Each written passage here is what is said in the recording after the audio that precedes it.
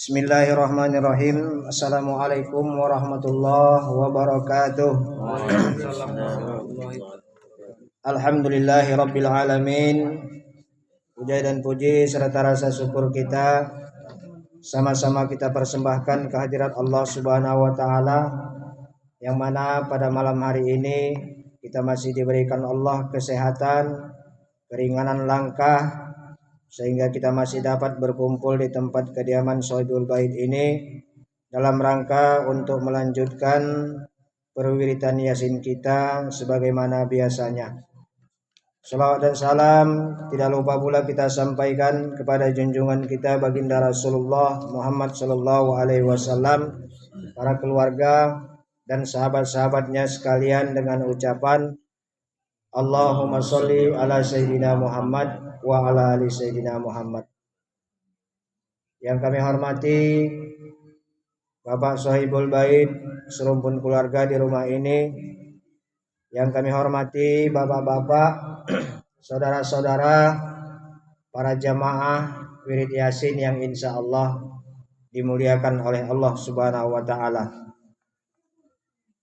Sebelum kita memasuki pembacaan ayat suci Al-Qur'an, di sini marilah sedikit kita membahas tentang macam-macam pernikahan terlarang.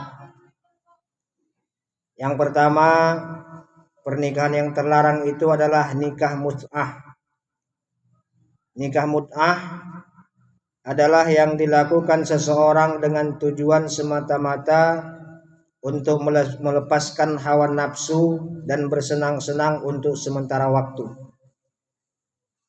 Nikah tersebut dilarang karena dilakukan untuk waktu yang terbatas,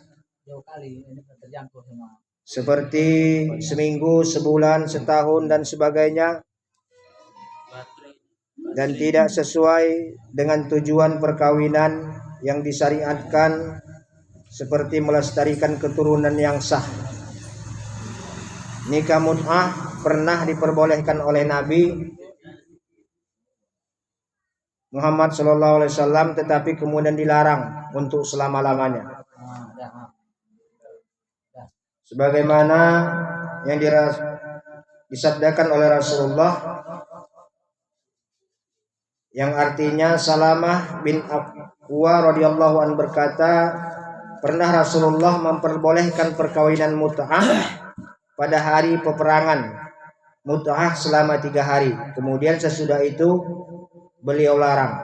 Hadis riwayat Muslim. Lalu Rasulullah sallallahu alaihi wasallam bersabda kembali, an Ali radhiyallahu anhu qala naha Rasulullah sallallahu alaihi wasallam anil mut'ah yauma Khaybarah. Ali radhiyallahu anhu berkata, Rasulullah sallallahu alaihi wasallam melarang kawin mut'ah pada waktu Khaybar. Hadis riwayat Bukhari dan Muslim. Jadi yang pertama, kawin yang dilarang itu, nikah yang dilarang itu adalah kawin mut'ah. Artinya kawin kontrak. Kawin kontrak ini diharamkan di dalam agama. Lalu yang kedua, nikah shikhar. Nikah shikhar ialah wali menikahkan orang perempuan yang di bawah kekuasaannya kepada laki-laki lain tanpa mas kawin, dengan perjanjian bahwa laki-laki lain itu akan memberi imbalan, yaitu mau mengawinkan wanita di bawah perwaliannya kepadanya tanpa mas kawin juga. Jadi tak ada mahar, tak sah dalam hukum perkawinan. Sebagaimana Rasulullah bersabda yang artinya,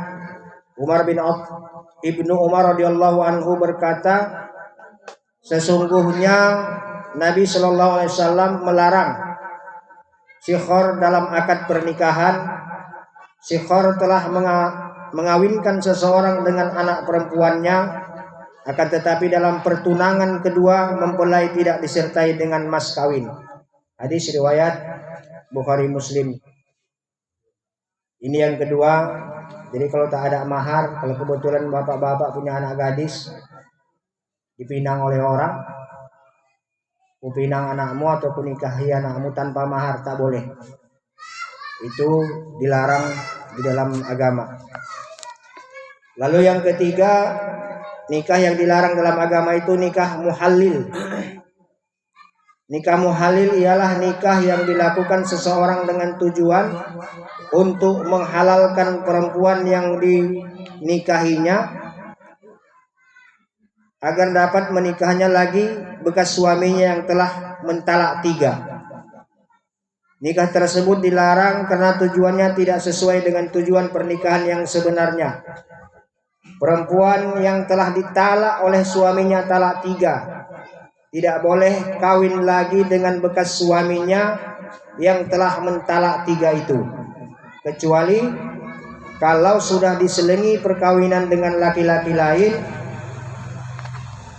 telah bercampur dan nikahnya tidak dimaksudkan sebagai penghalalan bagi bekas suaminya, kemudian perceraian dan telah habis masa iddahnya dengan laki-laki tersebut. Tetapi jika perkawinan itu direkayasa sebagai penghalalan bagi bekas suaminya, maka perkawinan itu dilarang. Sebagaimana Rasulullah SAW tegaskan dalam hadis, la'ana Rasulullah sallallahu alaihi wasallam muhallila wal muhallu lahu.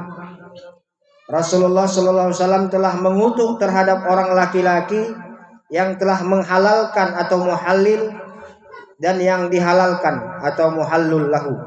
Hadis riwayat Tirmizi. Jadi apabila istri sudah ditalak 3 oleh suaminya, maka tidak boleh dinikahi suaminya kembali kecuali istri itu menikah dulu kepada orang lain. Setelah menikah kepada orang lain, lalu diadakan perceraian dengan suami barunya, setelah itu selepas iddahnya, maka boleh nikah kembali kepada suami pertamanya. Inilah yang ketiga. Yang keempat, nikah yang dilarang itu nikah antar agama atau antar silang. Agama yang satu si A, agama yang satu si B. Yang dimaksud dengan antar agama yaitu menikahnya orang Islam dengan orang yang bukan Islam. Dalam hal ini ada 2 bentuk. Mungkin laki-laki muslim dan perempuannya bukan muslim, atau perempuan yang muslim dan laki-lakinya bukan muslim. Nah, laki-laki muslim haram menikahi dengan perempuan musyrik, tetapi boleh dengan perempuan yang kitabiah, artinya yang ahli kitab.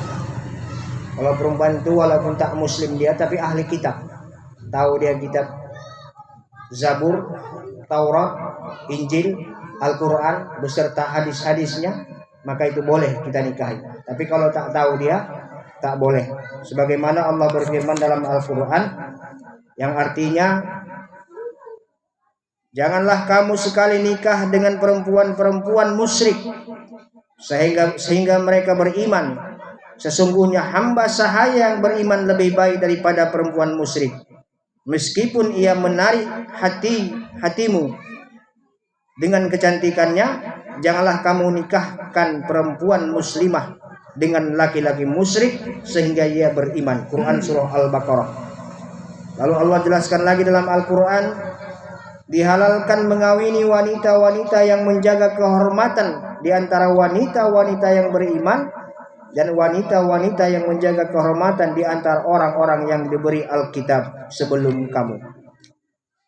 Jadi inilah yang tidak boleh dilakukan pernikahan silang. Kalau ada kita dengar si Polan agamanya ini tak sah dalam Islam, hukumnya haram. Lalu yang kelima, nikah yang dilarang oleh agama yaitu nikah khodan atau pergundikan. Nikah khodan yaitu menikah hanya sekedar menjadikan perempuan ini sebagai piaraan atau hanya pemuas nafsu, sehingga tidak sesuai dengan tujuan pernikahan. Sebagaimana Allah jelaskan dalam Al-Quran surah An-Nur ayat 25, wala mutakhizatil akhdan, dan bukan pula perempuan yang mengambil laki-laki dan sebagai piaraannya. Jadi nikah pergundikan tidak boleh dalam agama. Lalu yang tidak boleh lagi dalam agama dinikahkan itu istri orang yang masih sah punya suami, tidak boleh dinikahkan kepada orang lain. Lalu suami penjinah atau perempuannya penjinah tidak boleh dinikahkan dengan suaminya yang beriman. Ini yang dilarang dalam agama. Kalau tahu dia penjinah, maka dia dinikahkan dengan seorang penjinah, baik itu laki-laki maupun perempuan. Inilah pernikahan yang dilarang oleh agama kita. Misalnya ada orang kita dapat jodoh sama orang yang di kafe sana. Ini sebenarnya kalau perempuan itu tidak mau bertaubat, maka kita tidak sah untuk menikahinya. Karena dia adalah seorang penjinah. Maka dia sudah dipantaskan untuk menikah dengan seorang penjinah pula. Itu telah disampaikan oleh Allah dalam Al-Quran. Nah, bapak-bapak, saudara-saudara jamaah wirid yasin yang dimuliakan Allah, untuk itu marilah sama-sama kita melanjutkan perwitan yasin kita sebagaimana biasanya. Untuk ulumul Fatihah sekaligus nanti pimpinan yasin saya bawakan.